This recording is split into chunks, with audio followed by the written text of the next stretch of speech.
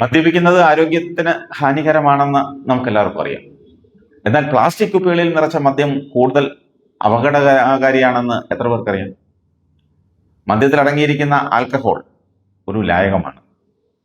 ചില പദാർത്ഥങ്ങളോട് ആൽക്കഹോളിന് രാസപരമായി പ്രവർത്തിക്കാനുള്ള കഴിവുള്ളതിനാൽ മദ്യത്തിന്റെ മണത്തിനും രുചിക്കും വ്യത്യാസമുണ്ടാക്കാൻ സാധ്യതയുണ്ട്.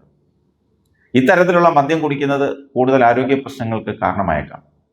പ്ലാസ്റ്റിക്കിലൂടെ ചെറിയ അളവിൽ ഓക്സിജൻ അകത്തേക്ക് കടക്കാൻ സാധ്യതയുള്ളതിനാൽ ഇത് മദ്യത്തിന്റെ സ്വാഭാവികത നഷ്ടപ്പെടുത്തും.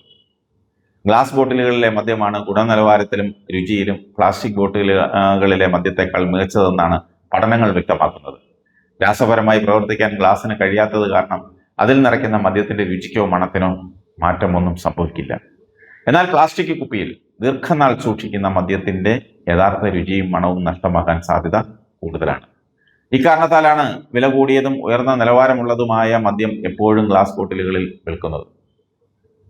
ആൽക്കഹോളിന് വളരെ സങ്കീർണമായ ഘടനയാണുള്ളത്. എഥനോൾ, ആൽക്കഹോളുകൾ, എസ്റ്ററുകൾ, ആൽഡിഹൈഡുകൾ തുടങ്ങി നിരവധി ജൈവ സംയുക്തങ്ങൾ ഇതിൽ ഉൾപ്പെടുന്നു. മദ്യത്തിന്റെ പാക്കേജിങ്ങിന് ഉപയോഗിക്കുന്ന വസ്തുക്കളിൽ അടങ്ങിയിരിക്കുന്ന പദാർത്ഥങ്ങൾ ഈ ജൈവ സംയുക്തങ്ങളുമായി പ്രവർത്തിച്ച് പുതിയ ഒരു ഘടനയുള്ള പദാർത്ഥങ്ങൾ രൂപപ്പെടുന്നതായാണ് പഠനങ്ങൾ വ്യക്തമാക്കുന്നത്. സാധാരണ പ്ലാസ്റ്റിക്കുകളിൽ പോലും ദോഷകരമായ ജൈവ പദാർത്ഥങ്ങൾ അടങ്ങിയിട്ടുണ്ട്.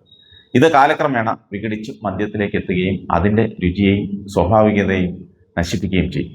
ഇത് ഗുരുതരമായ ആരോഗ്യ പ്രശ്നങ്ങൾക്ക് വഴിവെക്കുമെന്നാണ് വിദഗ്ധർ വ്യക്തമാക്കുന്നത്.